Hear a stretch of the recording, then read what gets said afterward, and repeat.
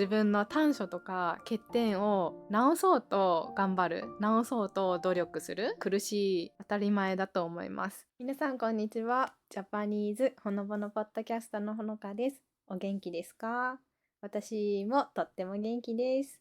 今日は自分を好きになる方法についてお話ししようと思います。自分を好きになる方法。まず皆さん自分のことが好きですか？それとも嫌いですか？それともどっちでもないですか？それともいちいちこんなこと考えないですか？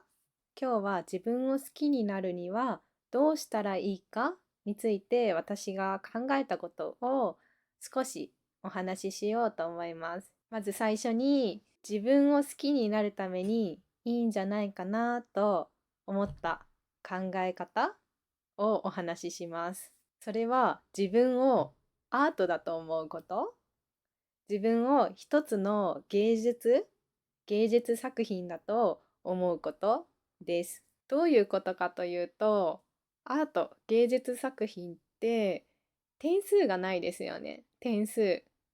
10点とか100点とか、芸術には点数がないですよね。あの作品がいいとか、この作品がいいっていうのは、人それぞれの好みですよね。私はこの作品が好き。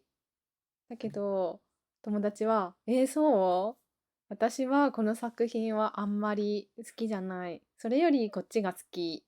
みたいに、芸術作品、アートって人それぞれですよね、好みが。私は人もアートと同じじゃないかな、なんて思います。自分から見たら良くないと思っているところが、むしろ他の人から見たら、いい、好きって思われていることってあると思います。例えば、内向的で慎重なところが嫌だと思っている。自分ではそういうところ、内向的なところ、性格が嫌だと思っていても、むしろそこが可愛いって感じる人もいると思います。あとは見た目ならシワとか。シワシワを嫌がる人って多いですよね。目のシワとか、ほうれい線とか、最近私も目のシワとか、ほうれい線ができてきました。うん。でもむしろ、そういうところのシワに私は魅力を感じます。うん。なぜなら、シワっていうのは、その人の歴史だと私は思っているからなんですね。例えば、たくさん笑う人は、目尻にシワがたくさんあったり、ほうれい線にシワがあったりすると思います。反対によく怒る人は、眉間にシワがあったり、集中する人も眉間にシワがある人が多いですよね。とにかく、シワに対してネガティブなイメージがある人多いかもしれないけど、私はむしろその人の生きてきた歴史なんだと思うと素敵だななんて思います。話が少しそれたんですけど、自分をアート、一つの芸術作品だと思うこと、これが自分を好きになるために、自分を受け入れるためにいい考えなんじゃないかなと、私は思っています。アートには優劣がないですよね、優劣。ミロのヴィーナスみたいに欠けた彫刻に価値があるように、欠点とか短所も美しいと思います。傷とか歪みも綺麗だと思います。傷っていうのは見た目だけの傷じゃなくて、生きてきてあった嫌な出来事とか、嫌な記憶とか、思い出とかも、そういうのがあるからこそ、今の自分があるし、味があると思います。綺麗だと思います。ちなみに味があるっていうのは、人の心をぐっと引きつけるような魅力がある、面白みがあるっていう意味です。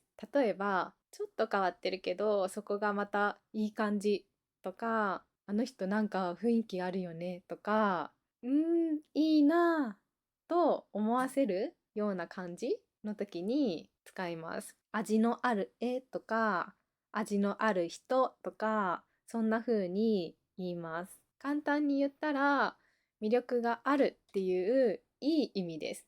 味がある。だから自分をアート、芸術だと思うことが自分を好きになるためにいい考え方なんじゃないかなと私は思っています。もしそういう考え方をしても自分のことが嫌い、好きになれないって人はどうしたらいいかな？どうしたらいいですかね？そんな簡単に自分の欠点や短所とか傷を美しいと思えたら苦労しないですよね。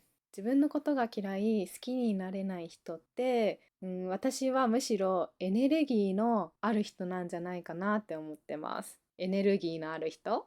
なんでかっていうと、もっとこうだったらいいのに、自分のここが劣っているからもっとこうしなきゃとか、頑張らなきゃってそういう人たちって思っているんだと思うんですね。とっても前向きで向上心がある人だと思います。頑張り屋さんだと思っています。そういう人におすすめなのが、まあいっかとか、このくらいで OK とか、60点で満点と自分に言う練習をすることかなと思います。何度も何度も自分に繰り返して言い聞かせる練習。まあいっか、このくらいで OK、60点が満点と自分に何回も言う練習をするのがいいと思います。私は考え方はただの癖だと思っています。いつも使ってる考え方でみんな考えていると思います。だからもっとこうしなきゃとか自分のここがダメという考えが出てきたらまずはそういう考えている自分に気づいてまあいっかこのくらいで OK、60点が満点50点が満点と繰り返し何度も言うこと繰り返して何度も言うことそれがいいんじゃないかなと思っています。あとは自分の周りにあなたは綺麗だよとかあなたが好きだよと言ってくれる人がいたらもっと心強いですよね。じゃあまとめます。自分を好きになるにはどうしたらいいのか。私の考えはそれは自分を一つの芸術だと思うこと、アートだと思うこと、欠点短所は個性、美しいもの、不完全、未完成は綺麗と思うこと、自分を好きになるために私がおすすめしたい考え方です。自分を好きになるため、受け入れるためにおすすめしたい考え方です。